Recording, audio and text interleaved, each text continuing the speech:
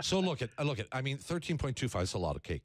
But but if there's anybody that's worth it, we're not going to deny for a second Connor McDavid might be worth it. But here's the issue for me: when you got a cap that's around $70 million and you're spending 13 point something for one guy, can you build enough of a team around him with what's left? That's a really interesting question, don't you think? Elliot Friedman did a lot of that math today in a really nicely crafted piece when he broke this story. And what he found was that several teams have had basically 30% of their cap taken up by two players, Pittsburgh one of them, and have done fine and have won. So the answer to your question in short is yes, you can. Now, it makes it pretty clear you better draft like the best guy who ever drafted, because the rest you need the Jake Gunsels and the Russ, sure, and the Connor Shearys and those guys. And there's no other option. You can't go out. Right now they've got Milan Lucic here at $6 million. They got Ryan Nugent-Hopkins at $6 million. There's no other option. The only difference between Edmonton and Chicago when it comes to divesting themselves of players, they have already begun. The only difference is Chicago's won 3 cups and Edmonton hasn't won a darn thing. No, I get that. But Edmonton will divest themselves of a bunch of good players, possibly before they ever win a cup ball. Right. Before they start the season, Mark? Well, they already made a cap move trading Eberle for Strome. Eberle's a better player, right? And he's also worth $3.5 million more. Or they have $3.5 million more to work with to sign guys. Yeah.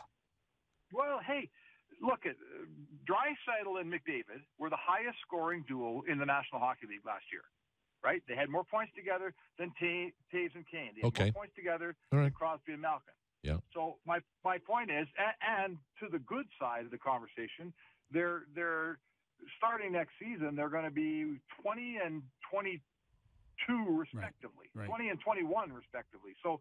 Yeah, you're spending a lot of money, and yeah, it's going to be a lot of term, but you also get them for the very best years of their career. So does Draisaitl get signed by Saturday as well? I don't know what will happen by Saturday, John. I wouldn't, it's hard enough to try to predict what he'll make and what kind of term this is. There's so many variables. Does the team want to sign him for 8 years too? Or is there logic in signing him for 5? Would you? Well, it's a pretty simple sliding scale here, boys. I think that much we have figured out. You could have got, I would say you could have got Connor McDavid at a lower number annually on a shorter term deal. But the team wanted Connor McDavid for the maximum time. They wanted him for 8 years. So the agent says, okay, you can have it for 8 years, but it's going to cost you more. Mm-hmm. So the same will hold true for Draisaitl. Is that not fair? Yeah, at a different bar, obviously, but yes. It doesn't make as much. Doesn't make as much, but he'll make plenty. I think if the Oilers could sign McDavid for 16 years, they would have. So wouldn't you? Yeah, I would. No, that's what I'm saying. I mean, if you could guarantee the future of your franchise for 15 or 16 years, sign them. Do you know how much money this franchise makes by having 97 put on that jersey on the front of EA Sports, NHL 18 in ads? How much every box is worth because he's in your lineup compared to what it would be without him in your lineup? They are making a ton of money off this kid. Mm-hmm. So you should pay him. Oh, I don't dispute that in any way, Spec. I'm only talking about the mathematics of doing this, and I tend to agree with the philosophy that the way to win a cup is to have 2 or 3 really good players and play them whatever you have to. And then worry about the rest. The most dangerous, I've said for years, the most dangerous contract in the National Hockey League is the guy who makes 5. The contract that starts with a 5 or a 6. Those are the most dangerous contracts in the league because they're generally good players who aren't great players and aren't really that impactful, or they're guys who have done enough, but their future is in the rearview mirror and are now getting paid $5-point-something million to be on the downside of their careers. That's the danger. Yeah, those are the dangerous contracts, and there are tons of them in this league. Yes, and teams that pay that kind of money to those kinds of guys don't win anything. Don't win anything. So I'm in favor of it. I think it's the right step. I don't know whether Draisaitl is is the guy to ride shotgun.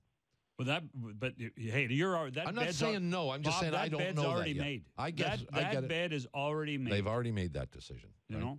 Yeah. And I do. I don't know I do think they have to sign him. I think they have to sign him quickly because they can't run the risk of one of those silly offer sheets because it might come.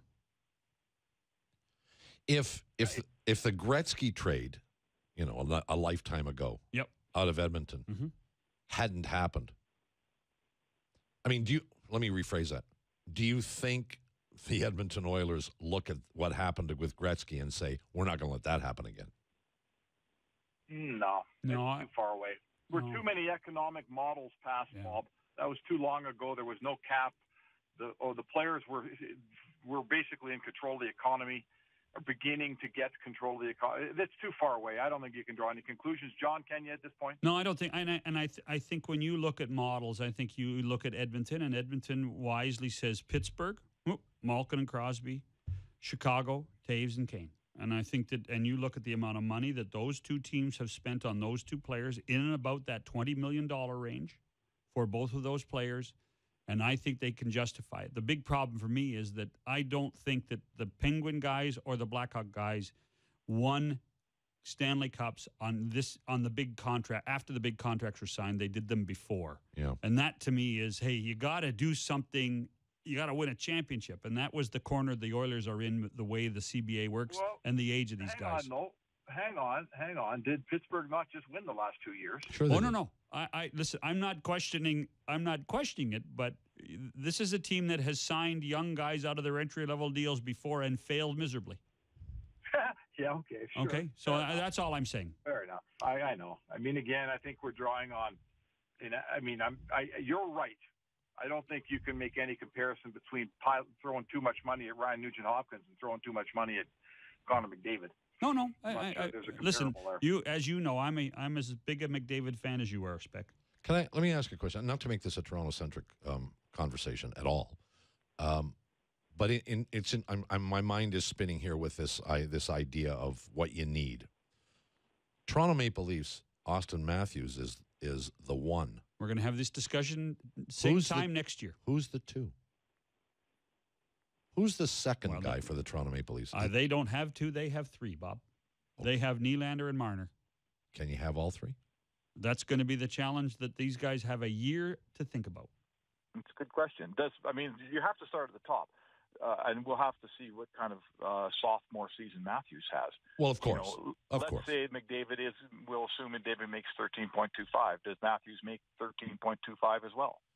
I think his his agent would make that argument, and he'd be able to make a case, assuming Matthews has a productive second season, something close to as good as what McDavid did. Needs McDavid at 100 points. So that's right. Matthews comes in at 90 points.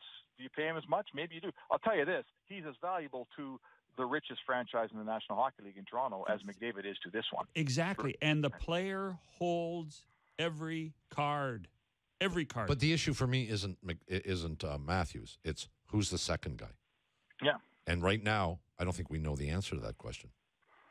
And is there a way you can do three? Boy, that's hard.